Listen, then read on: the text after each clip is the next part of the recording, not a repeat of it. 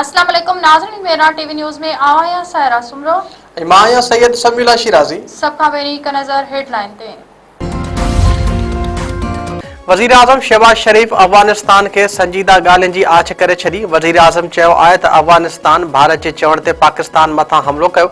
अफगानिस्तान सां भाईचारे वारे रिश्ते खे बरक़रार रखियो वेंदो। अफगान तालिबान असांजी शर्तनि मुताबिक़ ॻाल्हियूं करणु चाहिनि त असां बि तयारु आहियूं। वफ़ाक़ी काबीना जे इजलास खे ख़िताब कंदे वज़ीर आज़म शहबाज शरीफ चयो त अफगानिस्तान जी दरख़्वास्त ते जंगबंदी कई आहे। अफगान हुकूमत खे केतिरा ई भेरा चयो त पंहिंजी सरज़मीन दहशतगर्दी लाइ इस्तेमालु थियणु न ॾिए। जेकॾहिं अफगान हुकूमत संजीदा आहे त पोइ असां बि ॻाल्हियूं अॻिते वधाए सघूं था। केपीके में सिक्योरिटी फोर्सेस जूं कार्रवाइयूं 34 दहशतगर्द मारिजी विया। ISPR जो चवणु आहे त सिक्योरिटी फोर्सेस पारां उत्तर वज़ीरिस्तान में भारतीय स्पॉन्सर्ड दहशतगर्दनि ख़िलाफ़ ऑपरेशन कयो वियो। स्पेन वाम वारे इलाइक़े में कार्रवाई में 18 दहशतगर्दनि खे जहनम भीड़ो कयो वियो। ॿियो ऑपरेशन ॾखण वज़ीरिस्तान में कयो वियो जंहिंमें 8 दहशतगर्द मारिजी विया। ISPR मूजिबि टियों ऑपरेशन बनू वारे इलाइक़े में कयो वियो जंहिंमें 8 दहशतगर्द मारिजी विया। फितनातुल हिंदुस्तान ख़िलाफ़ भरपूर अज़म सां कार्रवाइयूं जारी आहिनि। वज़ीर आज़म शहबाज शरीफ जी सदारत हेठि वफ़ाक़ी काबीना जो इजलास क़ौमी ऐं आलमी मामलनि ते ग़ौर वीचार। वज़ीर आज़म काबीना खे परॾेही दौरनि ऐं मुलाक़ातनि बाबति एतमाद में वरितो। अफगानिस्तान मां अगराई ऐं ख़ारजियुनि जी चिड़ ॾियारींदड़ कार्रवाइनि जो जाइज़ो। वफ़ाक़ी काबीना पारां दहशतगर्दनि ख़िलाफ़ जंग में शहीद जवाननि खे भेटा पेश।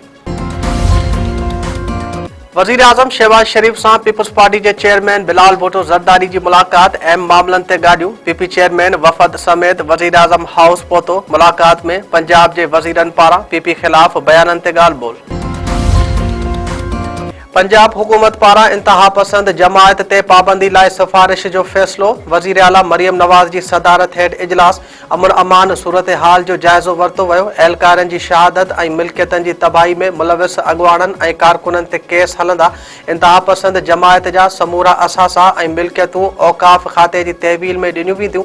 पधिराई में ॼाणायो वियो आहे त इंतहा पसंद तंज़ीम जा समूरा बैंक अकाउंट मंजमंद ऐं सोशल मीडिया अकाउंट बंदि कया वेंदा। सारियुनि जे अघ में लात ख़िलाफ़ बदीन ज़िले में शटरबंद हड़ताल। आबादगारनि ऐं सियासी धुरनि जे सॾ ते तलार कड़ियो घंवर ऐं खोरवा में कारोबार बंदि। टंडे बागे में आबादगार रोडनि ते निकिरी आया। एहतिजाजी रैली कढी नारेबाज़ी कई वई। आबादगारनि अॻुवाणनि जो चवणु आहे त सारियुनि जो फसल लहंदे ई राइस मिल मालिकनि अघ घटाए छॾिया आहिनि। सारियुनि जो फ़ी मण 2200 रुपयनि में ख़रीद करे इस्तेसाल कयो पियो वञे। सारियुनि जो फ़ी मण अघु 4000 रुपया मुक़ररु करे नाजाइज़ कटौती बंदि कराई वञे। नवां जतोई वेझो लंजार बिरादरी जे 2 धुरनि में झेड़ो। नौजवान मारिजी वियो। दर्स थाणे जी हद में झेड़ो। धुरनि हिक ॿिए मथां हथियारनि जा मुंहं खोले छॾिया। फायरिंग में 25 वरनि जो औशाक लंजार मौक़े ते क़तल। कोटड़ी में पटड़ी पार कंदे 2 औरतूं ट्रेन जे टक्कर में फौत। साइट एरिया जे असदाबाद कॉलोनी वारी इलाइक़े में खौफ़नाक हादिसो। फौती औरतनि जी 22 वरनि जी सोरग पठान ऐं 40 सालनि जी हसीना पठान तौर सुञाणप।